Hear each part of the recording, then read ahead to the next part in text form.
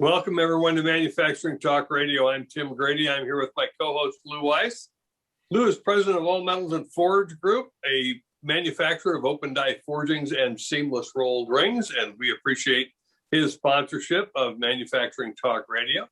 And today we have with us Dirck Schou. Dirk is from a company known as Tactile, a very interesting approach for frontline workers who don't have yet the latest tech to do their jobs, and particularly for the younger generation coming into manufacturing that doesn't have 30 years or 40 years of machinery experience. This is a real game changer, Lou. You had quite a conversation with Dirk earlier. I did. It's quite a story, and we're going to let him tell it all to us again. So, Dirk, thank you for joining us today.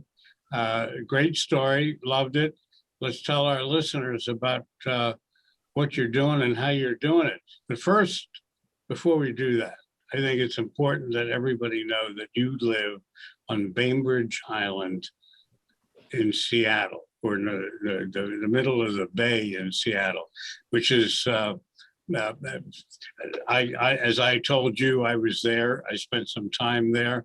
It's a beautiful place. It's like living in the woods. And it's nothing like living in a city, right? This is correct. My friends always joke with me about that this is a clothing optional island. So it has a little different feel than the big city, right? But yeah, we're, 35-minute ferry ride directly west of Seattle, small island. Used to be the private hunting ground of Chief Seattle. Way back when we found Bainbridge about 20 years ago and fell in love with it and decided to raise our family here. Do you live in a log cabin? I do not. I live in a wooden house, but not a log cabin. Okay. Well, my in-law brother and sister-in-law, they lived in a log cabin that he built. It was wonderful. It was like stepping 100 years in the past. There's a number of those here on Bainbridge, and they're really awesome. Yeah, they really are. So tell us what you're doing, Dirk.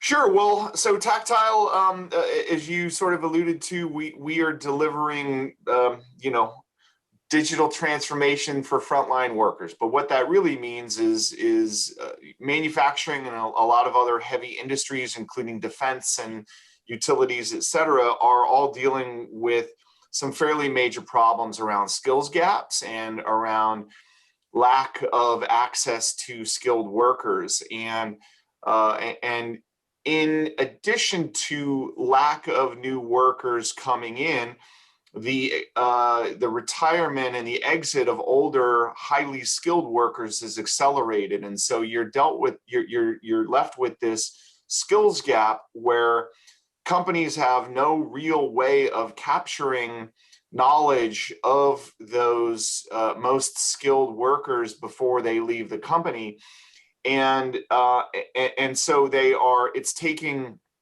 much longer for newer workers to get trained. You also have increasing price pressures on even sort of middle career workers who are deciding how they're going to go forward. And what our solution allows for non-technical, highly skilled frontline workers to very easily capture their knowledge in the form of step-by-step processes and associated video, audio, schematic, whatever associated content will help someone that is either or under skilled actually do a job as if they were an expert. And our sort of tagline is, we make everyone an expert.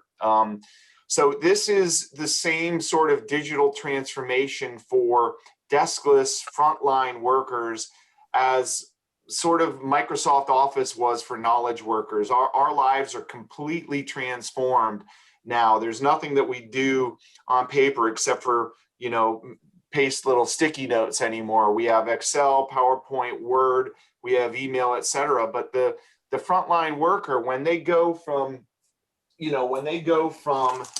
this to this, which is an iPad, that's not really digital transformation. That's digital enhancement. That's a digital tool, but it's still the same thing. They're looking at words printed on a screen versus on paper. But when you use our solution, especially when you're using it with a head-mounted augmented reality headset, you are transposing digital steps and digital guidance directly in the field of view over the subject of that worker as they are doing their job, thereby enabling this pure digital transformation. So let me ask you a question. I'm not the real techie of the group here, so and I'm sure there's a lot of non-techies out there that are listening to us. So let me ask you a question based on what you just explained. So you have an employee who worked in the shop for 20, 30, 40 years. He's going to retire, and all that knowledge is going away. The manufacturer or the company owner can't find people that's going to replace him, because who could teach that stuff? You can't. So the person who is going to be leaving the company is transferring all this intellect, work intellect, into a software program. Correct. And then the person who has no knowledge, he's 22 years old, maybe he speaks English, maybe he doesn't, and he's going to wear the same headgear. Is that correct? Or he will use a handheld device that enables sort of a through camera procedure. But the real key here is making it easy and also making it efficient. If it takes a company a month to create a step-by-step process using a fancy CAD program or something like that, it's never going to get adoption. And technology, as it evolves, should get more intuitive. I mean, it's very easy to make a complex technical system. It's very difficult and advanced to make a simple, intuitive technical system. And that's what we believe we have done. We have made it very, very easy for someone who has been working on the front lines in a manufacturing environment or other industrial environment to put on a headset and within a half an hour, 45 minutes, understand what it is to capture their knowledge in a step-by-step process. So that's create a step-by-step process, capture a video, use an audio note, use voice-to-text transcription that is readily available through cloud providers or on-premises providers as well, and to then review that as they are doing their jobs, store that, save that, make that available for other folks to review before it gets published. So compliance officers, other experts to double check work, that sort of thing, before it gets published. And then when an or an undertrained worker comes in, either to train or to actually do a job without having previously been trained, we enable the capturing of information about how that was used. So how long did someone take to do a step? You can compel users to take before and after pictures or videos of the work that they have done. So you can then go deeper from a compliance perspective that is good for regulations, it's good for insurance, it's good for paper trails in case there's an accident to determine root cause analysis. And all of this in many of our customers has completely eliminated errors in certain types of jobs and or has taken, for example, a training program to go from 3.5 weeks to 3 days to get people up and running. And when your employee stays around for an average of 9 months, if you get 3 weeks back in their working time, you've made massive levels of efficiency. And there are many other efficiencies here. Think about all the efficiencies that we have as knowledge workers in using something like Microsoft Office. All of these areas, like reducing of spent goods before because they were manufactured incorrectly, or they were damaged in the process. Damage to machines, right? Safety, job number one. Every manufacturer that you walk into has that sign that says it's been 120 days since our last accident. Safety is job number one. This is all about safety. It's all about productivity, and it's all about enablement of the workers, right? It's as much as it's an investment for the manufacturer, it's an investment by them in their workers and in their skill set. In like, how are we, like, why should you come to work for us? Well, because we're going to invest in you, and we're going to give you tools that are going to prepare you for the next 40, 50 years of this industry, so you can make a career here. You pointed out a few moments ago about skill gap, and this obviously plays a direct role in regards to the skill gap.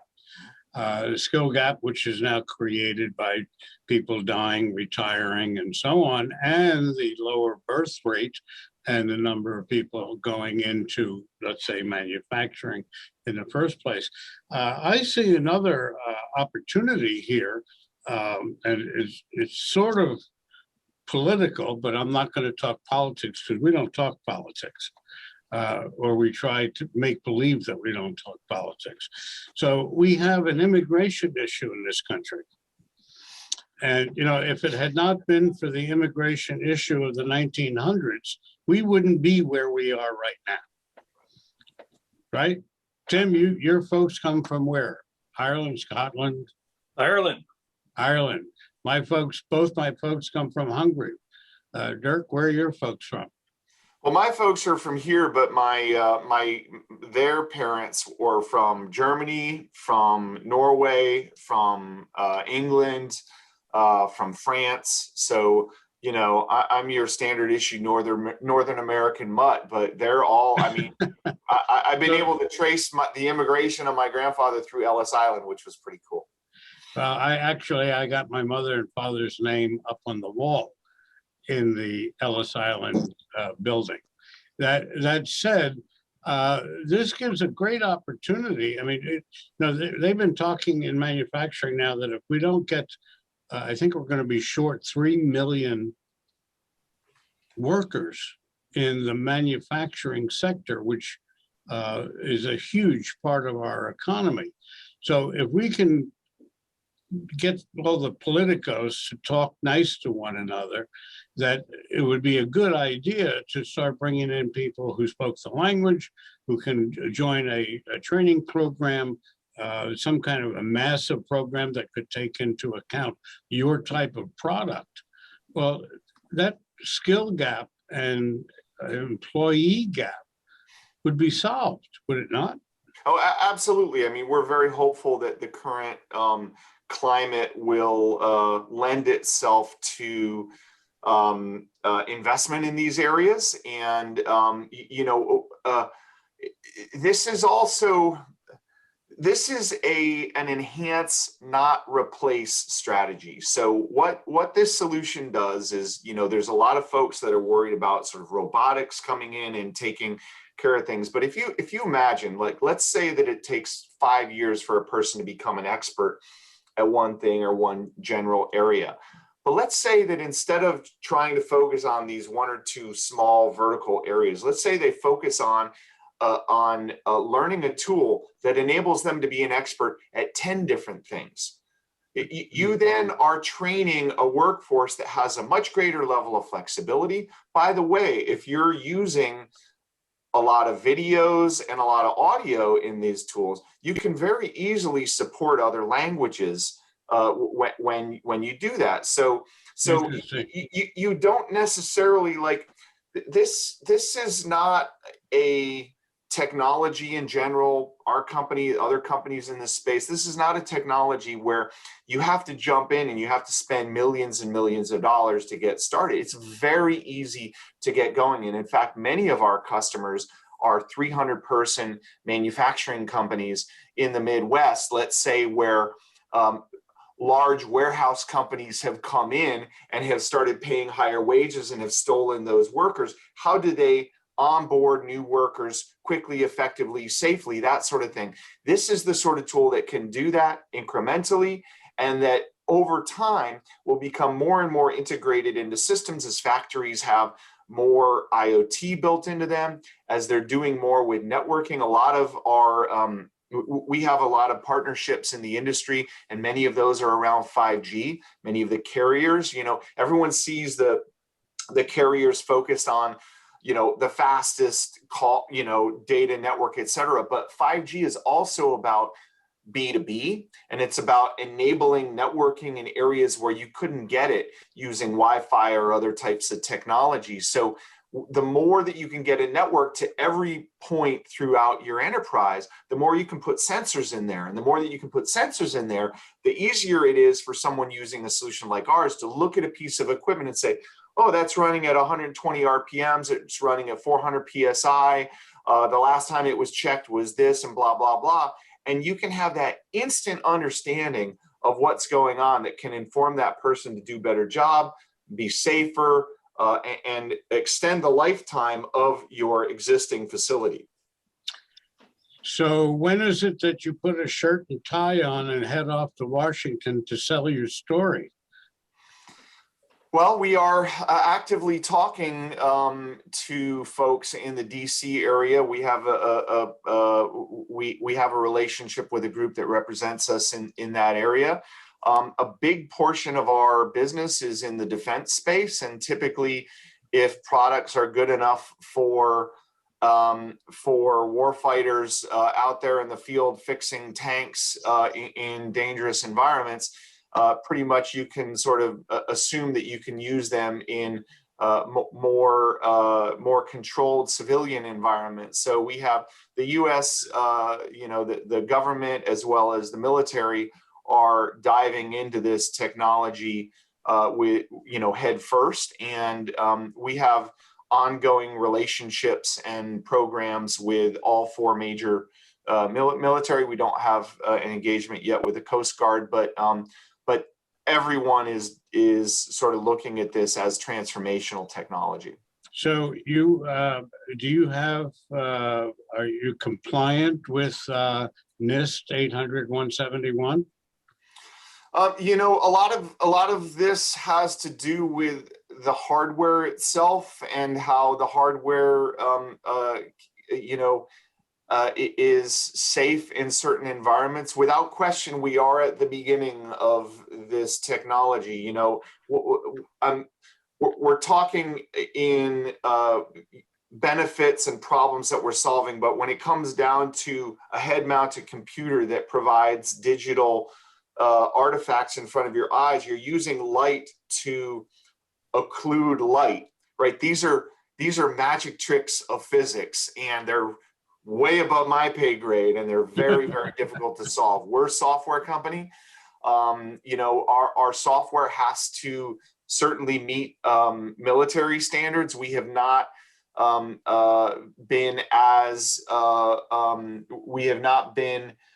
in as great a need to meet certain industrial requirements yet, based on the way that people are using our solution. But the headsets are now coming out that are intrinsically safe, that have safety glass ratings. So this technology is now starting to find its way into much more heavy industry in the field, bad, weather environments, that sort of thing, oil rigs, that mines, that sort of thing.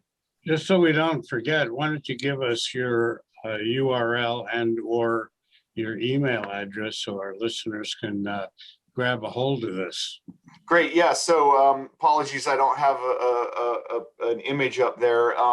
The company is Tactile. That's Taqtile. We are at www.tactile.com. My email address is Dirk, that's DIRCK .Schou, SCHOU, at tactile.com, TAQTILE.com, or sales@tactile.com or info@tactile.com will get you there. So is this a program that manufacturing plants would buy, or is it a license? Is it leased? Is it annual? How does that work? It's a set. We provide our software as a service, otherwise known as SaaS. So customers pay a monthly fee for the software. They typically buy hardware, but that is also leasable, or you can buy it from us. That's not our core business, but we do sell the hardware as well. That with that monthly fee to use the software, typically it's annual commitments, but they get updates, they get support, maintenance, storage in the cloud, zero footprint from an on-premises server. There's no technology, there's no server or IT technology to deploy on-prem, with the exception of headsets or iPhones or Android devices or iPads. What is your clients' acceptance rate? The employees' attitudes about how this has helped them? Typically, it's extremely positive.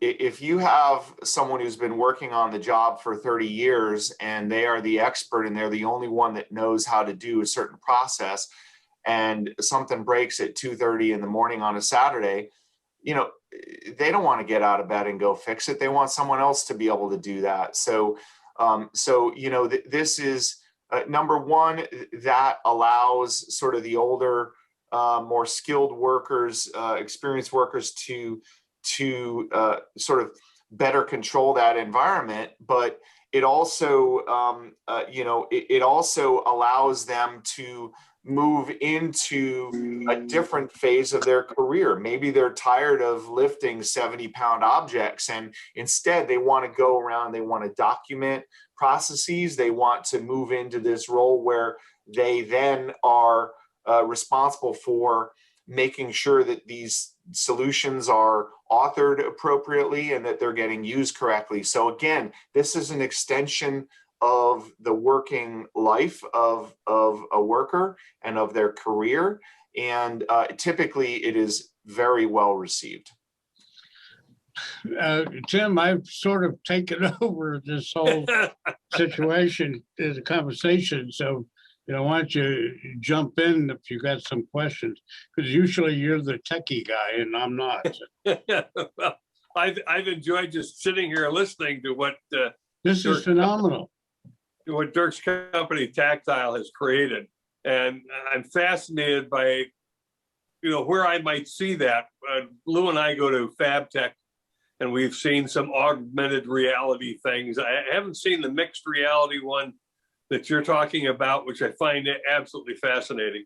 So I look forward, Dirk, to finding this out in the field someplace where we can see it. I can put on the headgear or whatever I need to wear, and see if I can run a CNC machine without driving a tool through the side of the housing.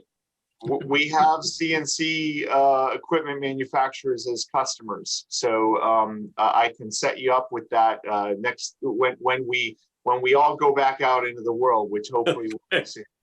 Why, do we have a problem now? Not according to some. Yeah, that's well said. Well said. Well, this is really fascinating, Dirk, and I appreciate your spending the time with us.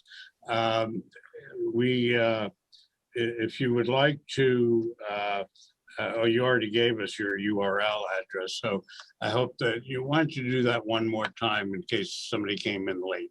Yep, sure. Again, the URL is www.tactile.com.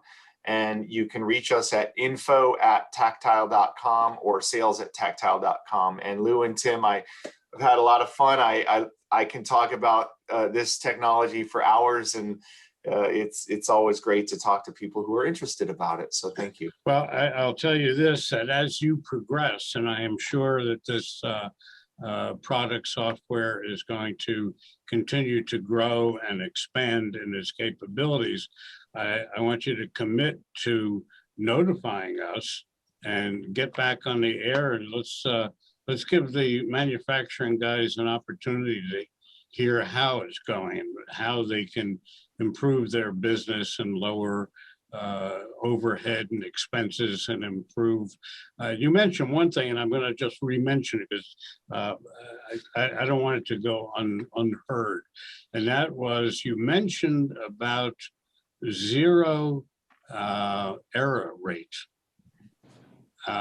So before we wrap this up, why don't you give us a little bit of info about the zero error rate? Sure. So I mentioned that we do a lot of work with the military. One of our very first customers was the U.S. Air Force, and they ran a number of quantitative analyses through either Air Force Institute of Technology or on a number of bases. And one that was done just down the road at Joint Base Lewis McChord was a quantitative analysis between 4 different types of skilled maintainers on aircraft engines. Let's just call them level 1, 3, 5, and 7. I'm not sure if that was the appropriate designation. 1's being never worked on a plane before, and 7's being the experts. Well, in every case, let's actually take the 7's out of it because they can do this stuff in their sleep. Right. But in every case, they did a side-by-side analysis of using what's called the TO process, the technical order process, which is, let's follow a step-by-step process that's written out in a PDF or a piece of paper, or a procedure that was authored in our product called Manifest in the same way using a headset. And in every instance for all 1, 3, and 5s, they were either unable to complete the process or had errors. And using our solution, there were 0 errors and everyone was able to complete the process. There were this was a 30+ step procedure, and I think there was north of 25 people that they analyzed. That's one example of error elimination. We have others as well. So that's a huge profit center in errors. Well, the way that the military looks at this is what they call a force multiplier. If there's someone working on an aircraft engine and they're underneath, and they're working on something, they have to have someone standing off to the side say, look for the green nut and look for the red wire and blah, blah, blah. And if there's someone off to the side guiding them through, well, that person is not doing something else, right? So you've doubled your workforce if you can give these people this ability. And one of the things that we haven't talked about at all is the fact that workers, as it stands now, without these sorts of tools, they are stuck out there by themselves unless they want to pull up and make a call, et cetera. Well, directly within our solution, and again, others, you can call remote workers, either experts or other team members, and say, hey, look at what I'm doing. I'm following this step-by-step process, but I still am not getting it.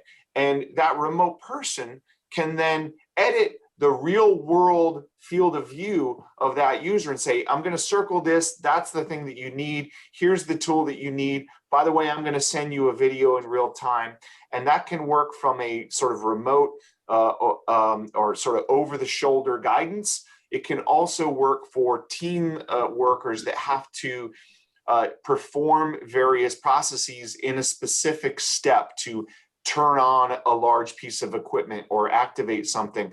One worker does step 1, another one does step 2, the other one does step 3. You can hand off those steps to create a real active workflow. So again, it sounds like sort of a very highfalutin term, but digital transformation is really what this is about. This is about using digital tools to fundamentally transform and make better the lives and capabilities and safety of deskless workers in factories, in the field, wherever they work. Well, this certainly is something that we desperately need here in this country. And it sounds like you've got the perfect solution to skill gap, knowledge-based transfer, and so on. Tim? Great stuff, Dirk. We appreciate you joining us. Thank you for being on with us on Manufacturing Talk Radio. Thank you, Tim, and thank you, Lou. I really enjoyed it, and I will absolutely keep you up to date. Thank you. I appreciate that. Thank Great. you, guys. Be well. Take care. And we've been talking with Dirck Schou, who is with Tactile. That's TAQTILE.com, where you can find him or send them a request at sales@or info@tactile.com about this fascinating technology. And while you're surfing the web, jump on over to jacketmediaco.com, where you will find links to all of our podcasts.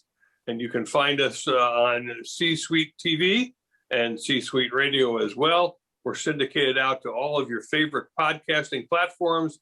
So listen to us early and often. And thank you for being with us on this episode of Manufacturing Talk Radio.